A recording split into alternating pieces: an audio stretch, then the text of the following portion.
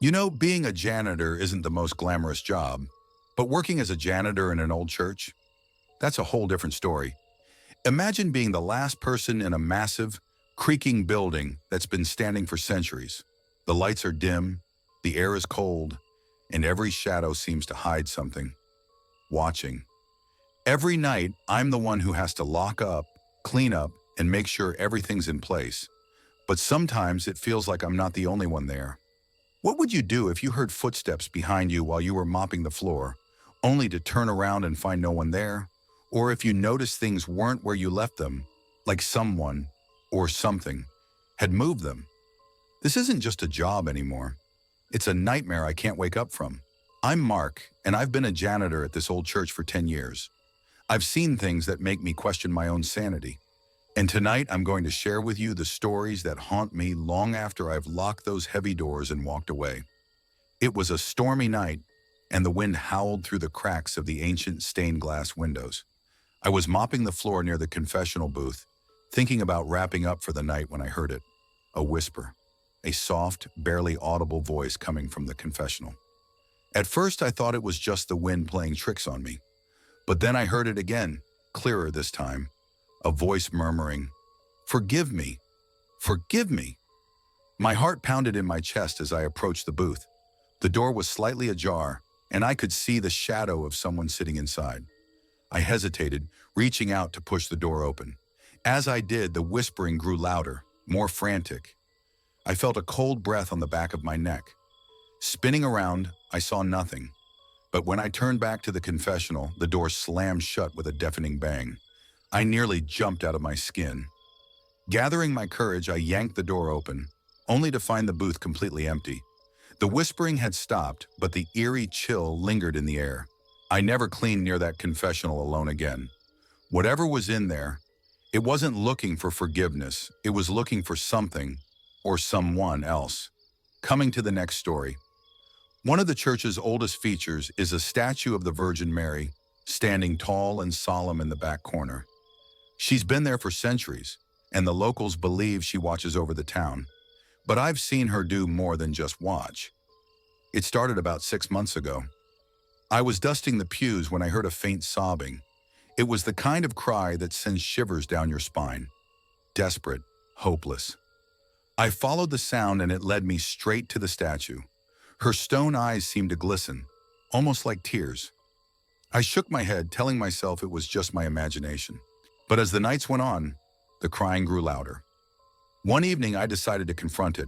I stood in front of the statue, demanding, "Who's there? What do you want?" The crying stopped, and then in the silence, I saw it, a single tear rolling down the statue's cheek. I blinked, frozen in place. Suddenly, her head turned, just slightly, and those stone eyes locked onto mine. I couldn't breathe.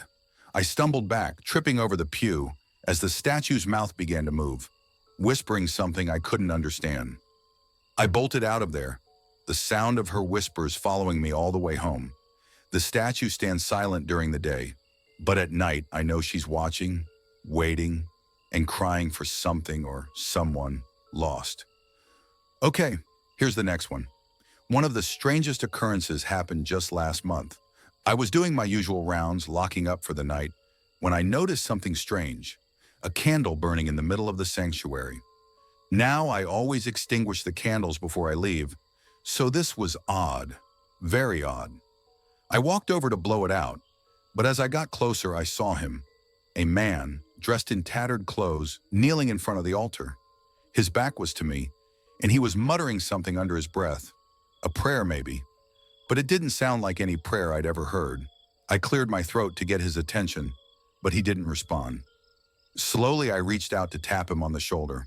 The moment my hand touched him, he stopped muttering, and the candlelight flickered wildly. He turned his head, just enough for me to see his face. A face twisted with pain, eyes hollow and black.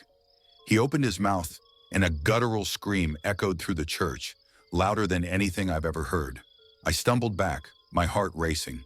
The man's body convulsed, and he collapsed to the floor, lifeless. But when I blinked, he was gone. Just like that. Vanished. The candle was out. The sanctuary was empty.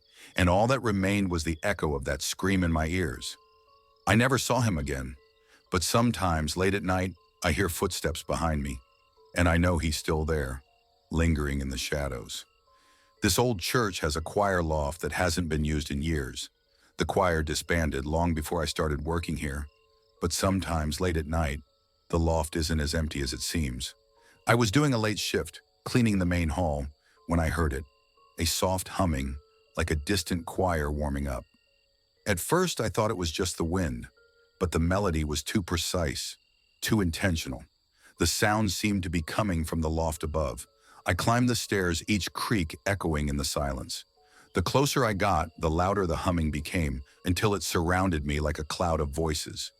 When I reached the top, I froze.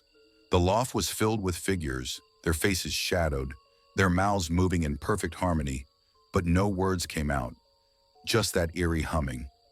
I stood there, unable to move, as they turned to face me, their hollow eyes staring straight through me. One by one, they stopped humming and pointed at the pulpit below. In that moment, I realized they weren't looking at me. They were looking for someone else. I didn't wait to find out who. I backed down the stairs, the humming fading behind me, but the feeling of their gaze lingered long after I left the church that night. Okay, here's the last one. The church's organ is a grand, ancient instrument that hasn't been played in decades, or so they say.